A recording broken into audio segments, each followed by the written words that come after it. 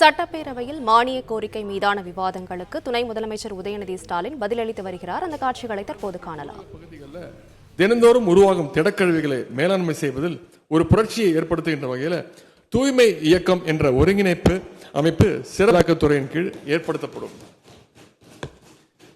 திட்டம் வளர்ச்சி மற்றும் சிறப்பு முயற்சிகள் துறை மாநில திட்டக்குழுவால் கொள்கை மற்றும் ஆளுகைக்கான அனுபவ மையம் policy and governance experiential centre அமைக்கப்படும்.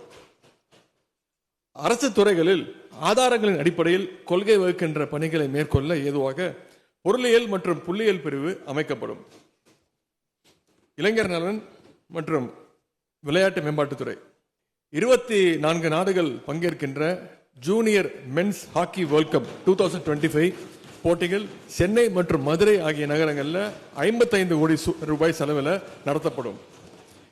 இளைஞர்களுக்கிடையே விளையாட்டு கலாச்சாரத்தை ஊக்குவிக்கவும் உடற்திறனை வளர்க்கவும் முதலமைச்சர் இளைஞர் விளையாட்டு திருவிழா தமிழ்நாட்டில் உள்ள அனைத்து வட்டாரங்கள் மற்றும் மாவட்ட அளவில் 45 கோடி ரூபாய் செலவில் நடத்தப்படும். தமிழ்நாட்டுடைய அனைத்து மாவட்டங்களிலும் உள்ள விளையாட்டு வளாகங்கள் இளம் விளையாட்டு வீரர்களை ஈர்க்கும் வகையில் ஃபுட்சால், பாக்ஸ் கிரிக்கெட் போன்ற விளையாட்டுகளுக்கான முதலமைச்சர் இளைஞர் விளையாட்டு மைதானங்கள் ரூபாய் 10 கோடி மதிப்பீட்டில் அமைக்கப்படும். மாநில மற்றும் தேசிய அளவிலான விளையாட்டு போட்டிகள் பங்கேற்கும் போது ஏற்படும் விபத்துகளினால், இது நீண்ட நாள் கோரிக்கை, விபத்துகளினால் உண்டாகும் உடற்காயங்கள் மற்றும் உயிரிழப்பினை ஈடு செய்வது வகையில் 25,000 விளையாட்டு வீரர்களுக்கு வீராங்கனைகளுக்கு காப்பீடு திட்டம், மெடிக்கல் இன்சூரன்ஸ் திட்டம் அறிமுகப்படுத்தப்படும்.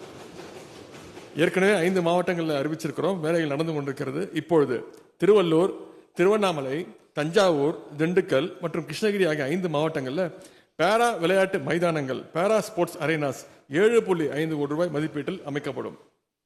சர்வதேச மற்றும் தேசிய அளவிலான போட்டிகளில் பதக்கங்கள் வென்ற விளையாட்டு வீரர்களுடைய கோரிக்கையை ஏற்று எலைட் திட்டத்தின் கீழே பங்கு பெறுகின்ற விளையாட்டு வீரர்கள் எண்ணிக்கை 25 50ஆகவும், MIMS திட்டத்தின் கீழ் பயன்பெறும் விளையாட்டு வீரர்களுடைய எண்ணிக்கை 75 125ஆகவும், சிடிஎஸ் திட்டத்தில் பயன்பெறும் எண்ணிக்கை 100 200ஆகவும் உயர்த்தப்படும். இந்த திட்டத்தினை செயல்படுத்த ஆண்டுதோறும் 38 கோடி ரூபாய் நிதி ஒதுக்கப்படும். சேலம் மற்றும் ராமநாதபுரம் மாவட்டங்களில் சர்வதேச தரத்தில் 8 தடங்கள் கொண்ட செயற்கை தடகள ஓடுபாதையுடன் இயற்கை கால்பந்து புல்தரை மைதானம் ரூபாய் 25 கோடி மதிப்பீட்டில் அமைக்கப்படும். வேர்ல்டு அக்வாட்டிக்ஸ் ஒலிம்பிக்ஸ் தரத்தில் சென்னை வேளச்சேரி SGAD மைதானத்தில் வளாகத்தில் உள்ள நீச்சல் மற்றும் டைவிங் பூல் ரூபாய் 18 கோடி மதிப்பீட்டில் மறுசீரமைத்து மேம்படுத்தப்படும்.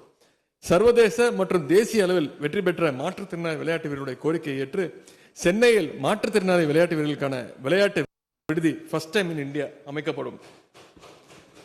அடுத்து தமிழ்நாட்டு இளைஞர்களுக்கிடையே விளையாட்டை ஊக்குவிக்கும் வகையில் மாநிலத்தில் உள்ள சட்டமன்ற தொகுதிகளான புது mini cricket stadiums, indoor mini minister stadiums Killiyur, Aruppukottai, Tiruchuli, Rajapalayam, Cumbum, Madurai கிழக்கு, மானாமதுரை, வேடசந்தூர், கிணத்துக்கடவு, பொள்ளாச்சி, ஈரோடு மேற்கு, ராசிபுரம், திருச்செங்கோடு, சங்ககிரி, மணப்பாறை, குளித்தலை, திருமயம், அறந்தாங்கி, திருவிடைமருதூர், பேராவூரணி, திருவையாறு, ஒரத்தநாடு, நன்னிலம், திருத்துறைப்பூண்டி, காட்டுமன்னார் கோயில், செஞ்சி, திண்டிவனம், திருக்கோவிலூர், மதுராந்தகம், குடியாத்தம், பர்கூர், தளி, ஸ்ரீபெரும்புத்தூர், ஆலந்தூர், பூந்தமல்லி, பொன்னேரி, கும்மிடிப்பூண்டி, மதுரவாயில், திருவிக நகர், பெரம்பூர் ஆகிய 40 சட்டமன்ற தொகுதிகளில் முதலமைச்சர் சிறு விளையாட்டரங்கங்கள் மினி ஸ்டேடியம் ரூபாய் 120 கோடி மதிப்பீட்டில் அமைக்கப்படும்.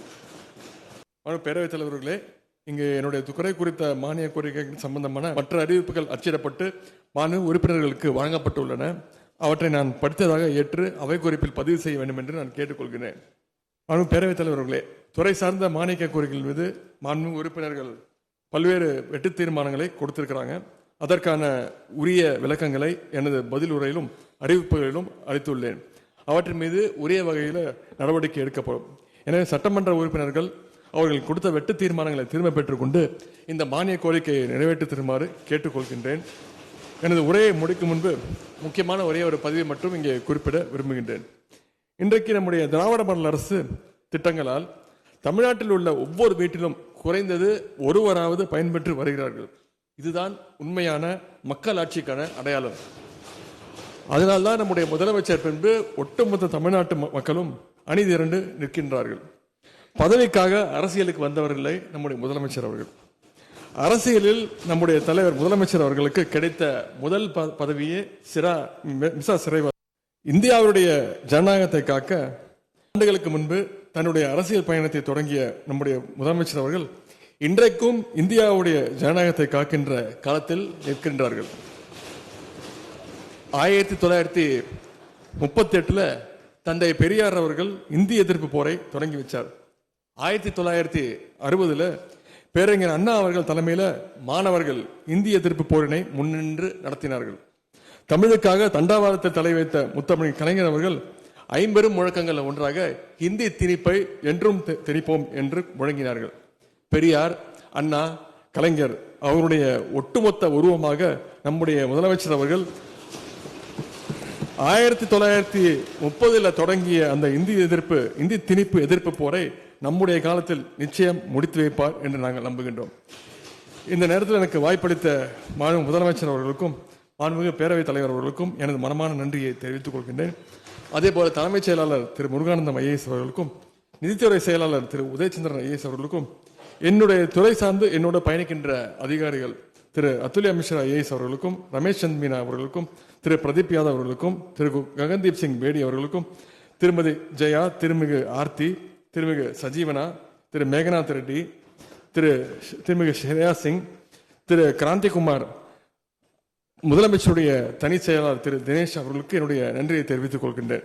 மேலும் என்னுடைய உதவியாளர்கள் திரு மணிராஜ், திரு செந்தில், திரு மணிகண்டன் அவர்களுக்கும் இந்த நேரத்தில் நன்றியை தெரிவித்துக் கொண்டு மாண்புமிகு முதலமைச்சர் அவர்கள் தலைமையில தமிழ்நாடு போராடும், தமிழ்நாடு வெல்லும் என்று கூறி என்னுடைய உரையை நிறைவு செய்கிறேன். நன்றி, வணக்கம். பிளே ஸ்டோர் மற்றும் ஆப் ஸ்டோரில் இருந்து பாலிமர் செயலியை QR கோடு மூலம் பதிவிறக்கம் செய்யுங்கள். செய்திகளை உடனுக்குடன் பெறுங்கள்.